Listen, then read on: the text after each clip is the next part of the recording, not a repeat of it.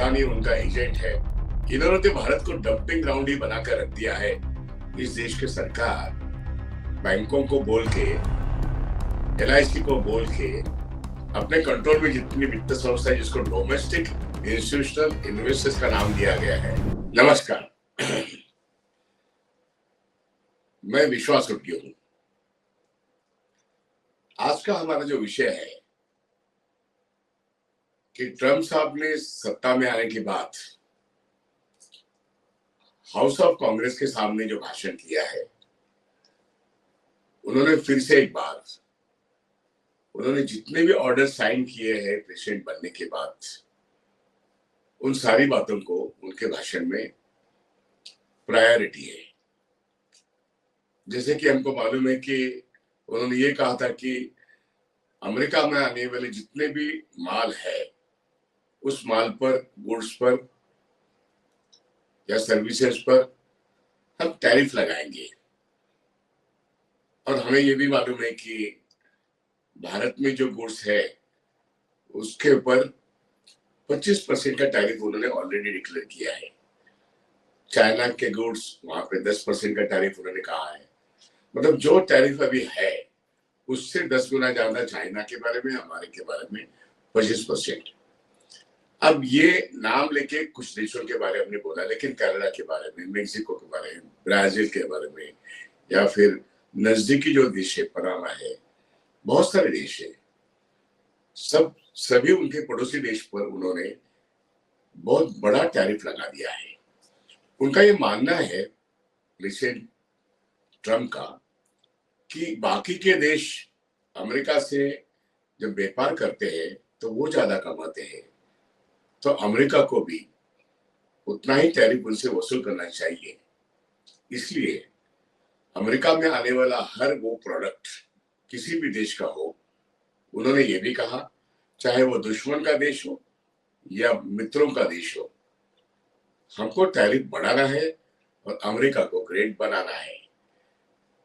My first aim is to make America great again, ये उनकी slogan है। अभी इन चीजों को मद्देनजर रखते हुए कुछ चीजें जो हमारे सामने आती है वो ये है कि अमेरिका की इस ट्रम्प नीति की जो टैरिफ लगाने की नीति है, जिससे अमेरिका को ग्रेट बनाना है, तो अन्य देशों के व्यापार का वो धज्जियां उड़ा सकते हैं। वो शुरुआत भी हो गई है। अगर भारत का व्यापार सिर्फ 2% है अमेरिका के साथ, कुल मिला के जितना भी व्यापार है अमेरिका का और भारत का, उसमें से 2% है। उसमें हमारे टेक्सटाइल, हमारे चाय, कॉफी, मसाला वगैरह वगैरह चीजें जो है, यही ज्यादातर हम वहां पे बेचते हैं। ज्यादातर टेक्सटाइल है जो तिरुपुर, कोयम्बतूर, सूरत, अहमदाबाद, बड़ौदा, मुंबई, भिवंडी, यहाँ से आता है। अब ये चीजें वहां पे महंगी हो गई। हमारे कॉम्पिटिटर कौन है? बांग्लादेश है, थाईलैंड है, वैसे मिडल ईस्ट भी है, यूरोप भी है। लेकिन जो छोटे देश है वो भारत के साथ ज्यादा कॉम्पीट करते हैं टेक्सटाइल में। पाकिस्तान चाय कॉफी में कॉम्पीट करता है। मैं ये इसलिए समझा रहा हूं कि सभी देशों पर जब टैरिफ बढ़ेगा, हमारे वस्तुओं पर भी टैरिफ बढ़ेगा 25 या 30%, तो हमारे वस्तुएं वहां पे अमेरिका में महंगी हो जाएगी। वहां पे लेगा कौन?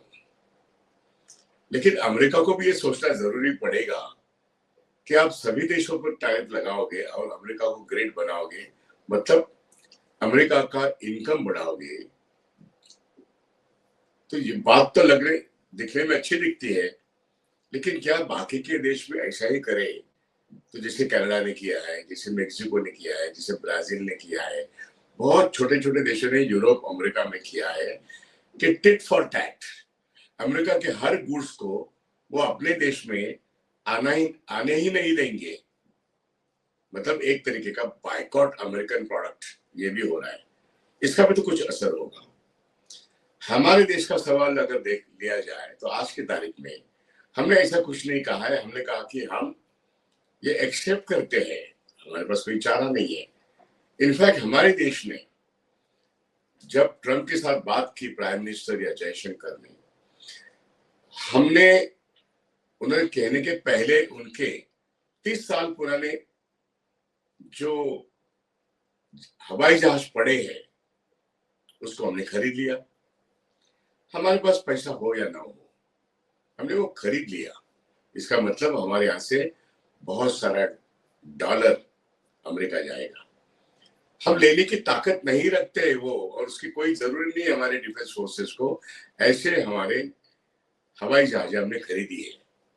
ये वो हमारा वन साइडेड ट्रेड। वैसे ही इजराइल के साथ बहुत सारे कॉन्ट्रैक्ट है, ये मजबूरन हो गए पिछले 2 साल में डिफेंस कॉन्ट्रैक्ट। हम डिफेंस कॉन्ट्रैक्ट करके भारत को क्या मिलने वाला है, लेकिन एग्रीमेंट हो रहे हैं। और यहाँ के टैरिफ पर अगर 25% टैरिफ अगर अमेरिका लगा रहा है, उसको हम मान रहे हैं, हम उसको रिटॉर्ट भी नहीं कर रहे हैं। तो इसलिए अमेरिका के ट्रंप नीति का एक परिणाम जो टैरिफ वॉर है, तो टैरिफ वॉर करने की हम स्थिति में नहीं है। चाइना ने कहा, चाइना की एम्बेसी ने कहा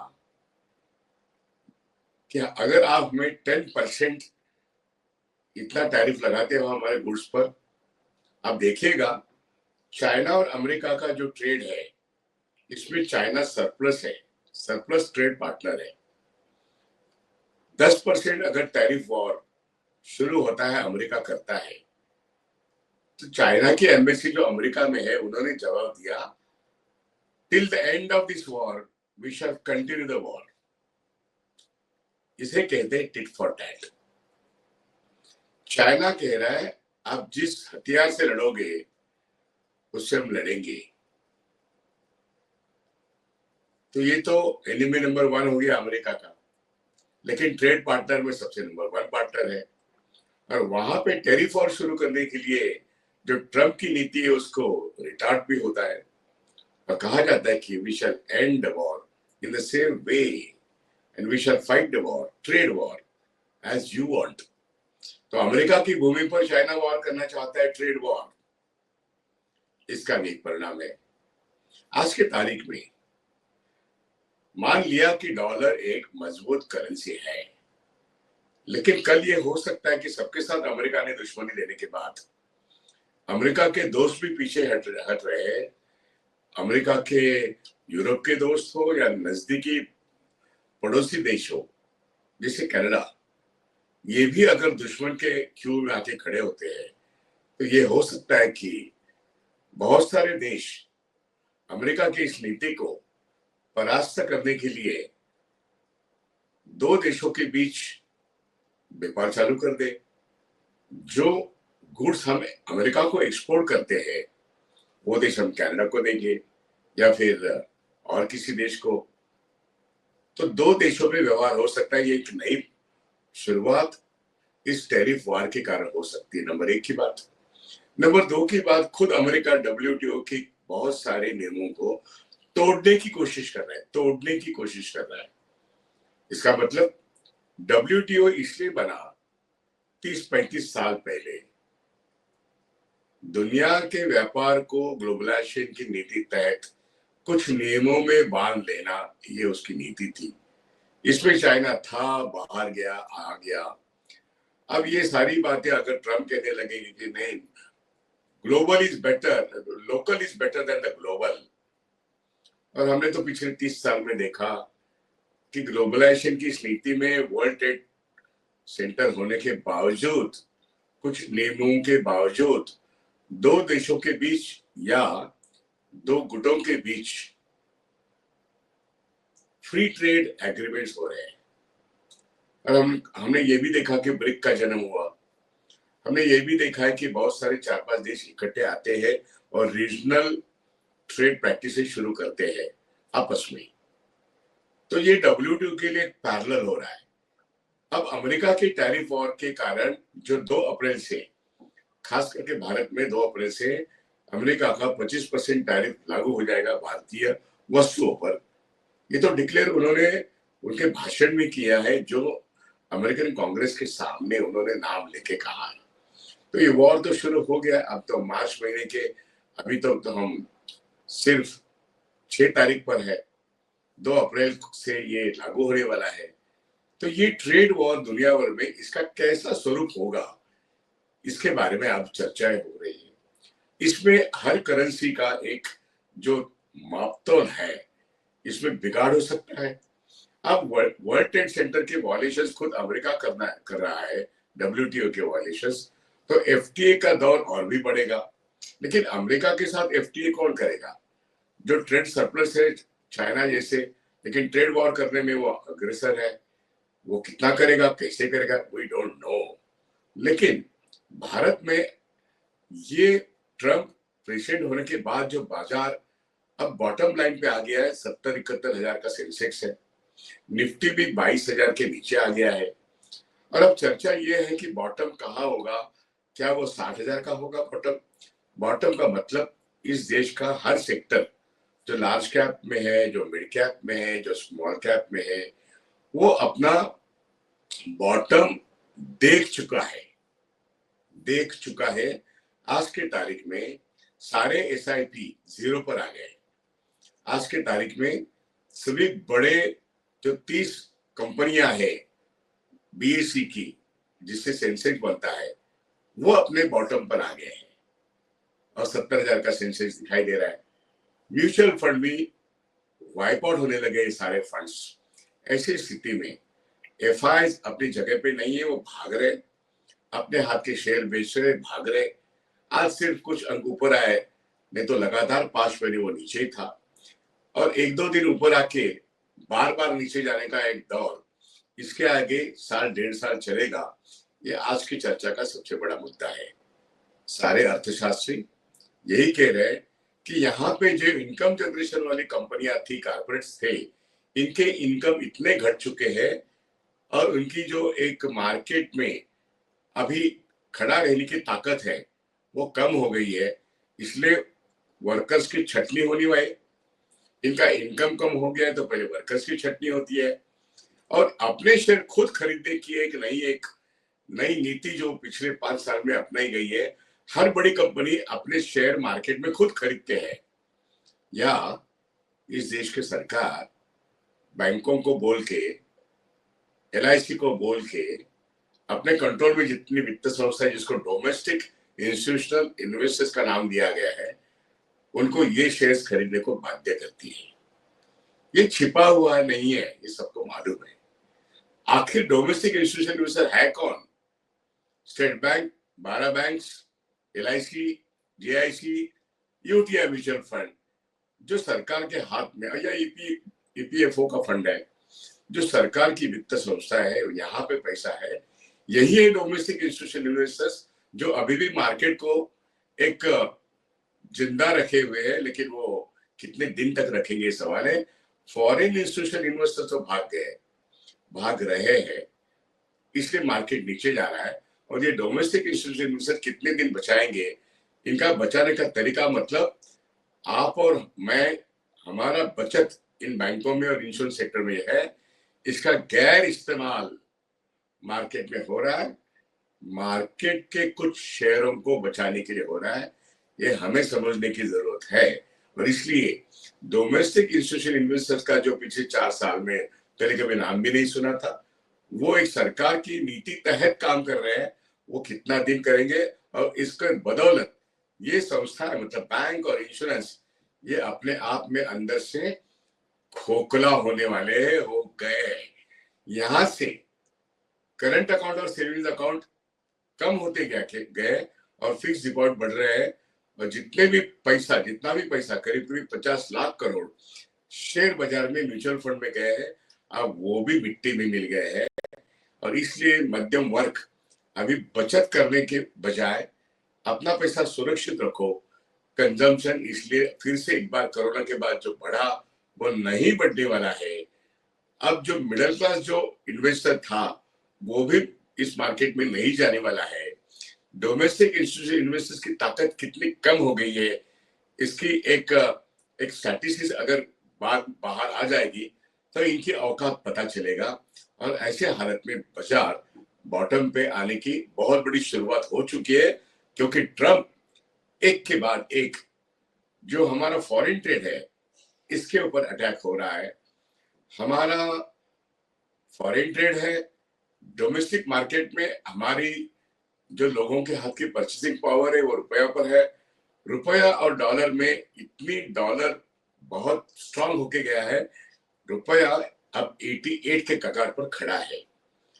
हमारे पास गोल्ड स्टैंडर्ड्स कितने बचे हैं और हमारे पास डॉलर्स 705 बिलियन डॉलर जो हम 2024 में अचीव कर चुके थे, आज के तारीख में वो 500 सवा 500 billion dollars foreign exchange reserve bank of India में है। इसका मतलब हमारी अर्थव्यवस्था बहुत खराब दौर में चल रही है। ऐसे वक्त ट्रम्प उनके रोज के अनाउंसमेंट इस देश को धक्के पर धक्के दे रहे हैं और ऐसे धक्के मिलेंगे कि हमारा जो टेक ऑफ वाली बात जो है ना, वो बात करना इस देश का प्राइम मिनिस्टर और फाइनेंस मिनिस्टर भूल जाएगा।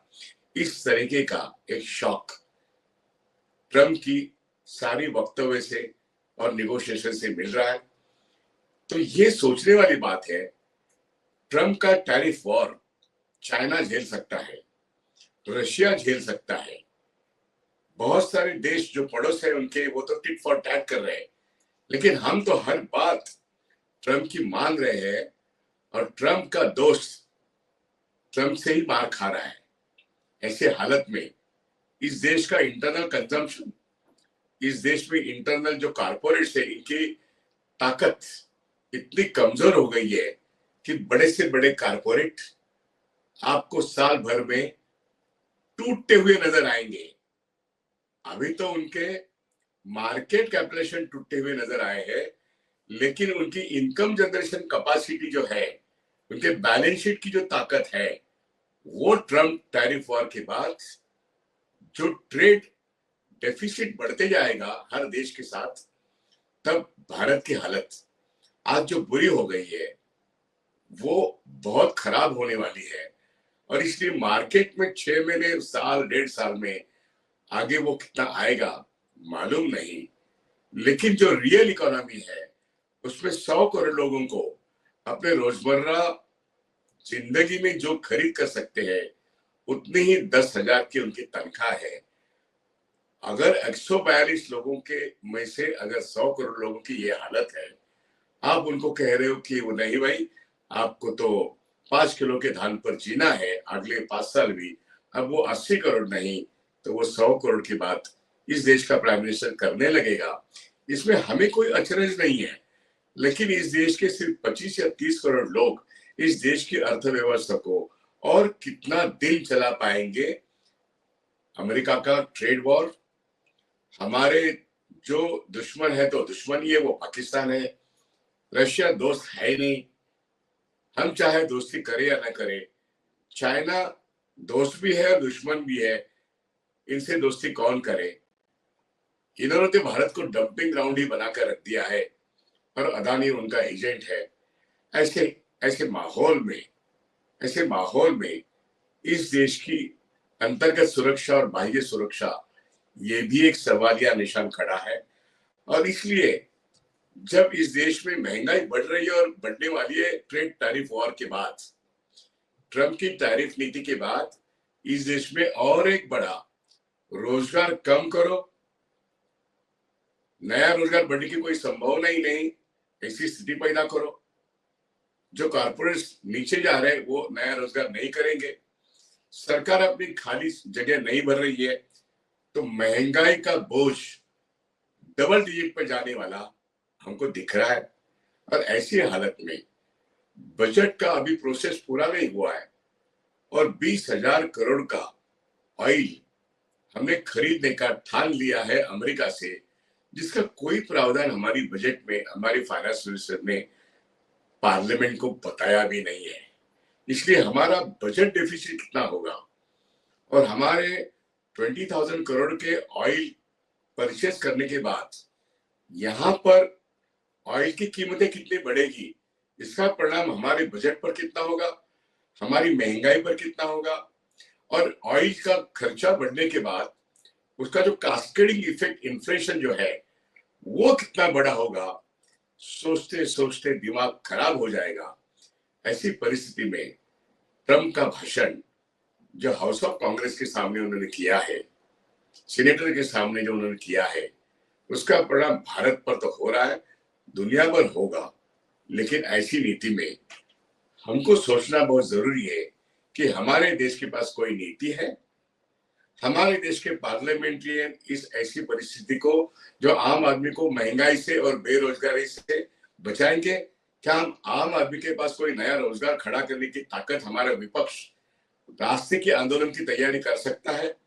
इस देश की सरकार तो आम जनता को खत्म कर रही है, उसकी परचेसिंग पावर को खत्म कर रही है, और देश का मिडिल क्लास अब अपने बुरे दिन देखने वाला है। ऐसे दिन आ गए हैं, ऐसे वक्त। ट्रंप का जो नवंबर से लेकर अब तक का बर्ताव है, भारत की अर्थव्यवस्था को और भारत की संरक्षण व्यवस्था को एक बहुत बड़ी चुनौती मिल गई है। ट्रंप का हर भाषण, हर वक्तव्य बहुत बारीकी से हमें सुनना पड़ेगा। इसका असर हम पर क्या होता है वो देखना पड़ेगा। ग्लोबलाइजेशन तो उन्होंने ही खत्म कर दिया है, लेकिन ग्लोबल वर्ल्ड ऐसे खत्म नहीं हो सकता। अब दो देशों में एग्रीमेंट होने की बहुत बड़ी गुंजाइश आती है, लेकिन अमेरिका के साथ कौन इस टैरिफ वॉर में और ट्रेड वॉर में खड़ा रह सकता है, ये आने वाले दिनों में हमें रोज देखना पड़ेगा। लेकिन अब तो हमें बहुत बड़े महंगाई और बहुत बड़े बेरोजगारी का सामना करना पड़ेगा, और मार्केट हमारा गिरता हुआ, रुपया हमारा गिरता हुआ, देश की साख हमारी गिरती हुई, यही हमको देखना पड़ेगा। आगे आने वाले दिनों में हम आपसे बातचीत करते रहेंगे। धन्यवाद। अब के लिए इतना ही काफी है। धन्यवाद।